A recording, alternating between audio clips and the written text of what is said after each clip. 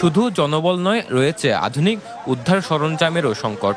অনেক সময় প্রয়োজনীয় সরঞ্জাম ছাড়াই উত্তাল ঢেউয়ের মাঝে ঝাঁপিয়ে পড়তে হয় তাদের। তবুও কারো জীবন বাঁচানোর প্রশ্নে এক মুহূর্তেও পিছপা হন না এই সাহসী লাইফগার্ডরা। হাসি মুখে সমুদ্রে নামছেন পর্যটকরা, কিন্তু এই আনন্দের আড়ালেই প্রতি মুহূর্তে লুকিয়ে থাকে মৃত্যু ঝুঁকি। আর সেই ঝুঁকি থেকে মানুষকে ফিরিয়ে আনতেই চোখ খান খোলা রেখে দায়িত্ব পালন করেন একদল লাইফগার্ড।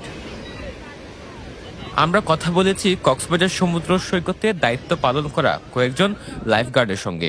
তারা জানান, স্রোতের টানে ভেসে যাওয়া কাউকে জীবিত উদ্ধার করতে পারলে সব কষ্ট মুহূর্তে ভুলে যান। তবে নিরাপত্তার স্বার্থে সতর্ক করতে গিয়ে অনেক সময় পর্যটকদের দুর্ব্যবহার সহ্য করতে হয় তাদের।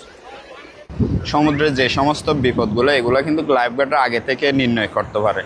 তো আমরা এই যে সমস্ত হ্যাজার্ডগুলা যেগুলাতে পর্যটকরা বিপদে পড়বে, তখন সেখানে আমরা যখন আগে থেকে পদক্ষেপ নিই, পর্যটকদেরকে অনুরোধ করি, পর্যটকরা তখন আমাদেরকে হার্ট করে, কী হয়েছে, আমরা মরলে আমরা মরবো, আপনি কেন গিয়ে করতেছেন, অথবা শুনবো না, উঠবো না।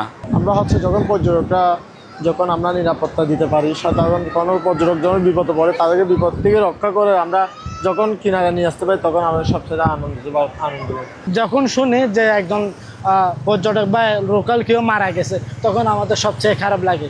সবচেয়ে ভালো বিষয়টা হচ্ছে কি, যখন আমরা কাজের সময় কাউকে যখন উদ্ধার করি, তার পরিবারের কাছে হস্তান্তর করি বা হসপিটালে নিয়ে যাওয়ার পরে যখন সে সুস্থ হয়, তার পরিবার যখন আমাদেরকে অনেক সময় বলে যে তোমাদের প্রতি অনেক দোয়া রইল বা তোমরা এই কাজটা করতেছো মানব সেবা, তখন আমাদের অনেকটা ভালো লাগে।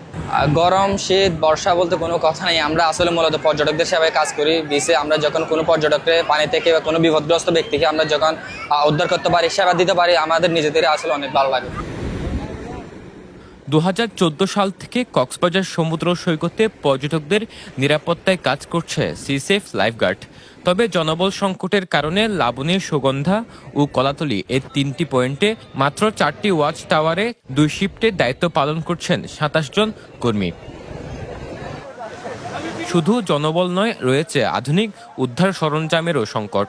অনেক সময় প্রয়োজনীয় সরঞ্জাম ছাড়াই উত্তাল ঢেউয়ের মাঝে ঝাঁপিয়ে পড়তে হয় তাদের। তবুও কারো জীবন বাঁচানোর প্রশ্নে এক মুহূর্তেও পিছপা হন না এই সাহসী লাইফগার্ডরা। তো আমাদের কক্সবাজার সমুদ্র সৈকতে যে পরিমাণ পর্যটক হয়, এই পরিমাণ পর্যটকের তুলনায় লাইফগার্ডের সংখ্যা আসলে কম। পাশাপাশি আমাদের অত্যাধুনিক ইকুইপমেন্ট নেই, আমাদের নিজস্ব কোনো জেটস্কি নেই। আমরা ইমার্জেন্সিতে এখানে যারা জেটস্কি ব্যবসা করে তাদেরকে যদি সরাসরি পাই, তাদের সাহায্য নেই। তাও অনেক সময় তারা যেহেতু কমার্শিয়াল বিভিন্ন ট্যুরিস্ট নিয়ে দূরে দূরে চলে যায়, হয়তো তাৎক্ষণিক অনেক সময় মিস হয়, তবে বেশিরভাগ সময় আমরা ওদেরকে ব্যবহার করি। তারপরেও আমাদের নিজস্ব কোনো স্পিডবোট নেই। গত 12 বছরে কলাতলী থেকে লাবণী পয়েন্ট পর্যন্ত প্রায় 5 কিলোমিটার সৈকত এলাকায় স্রোতের টানে ভেসে যাওয়া অন্তত 807 জন পর্যটককে জীবিত উদ্ধার করেছে 27 জন লাইফগার্ড।